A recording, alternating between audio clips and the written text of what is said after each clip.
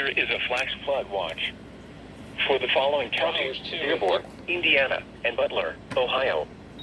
Flash flood watch in effect from 2 p.m. this afternoon through late tonight. Scattered to numerous thunderstorms are expected this afternoon through the early overnight period.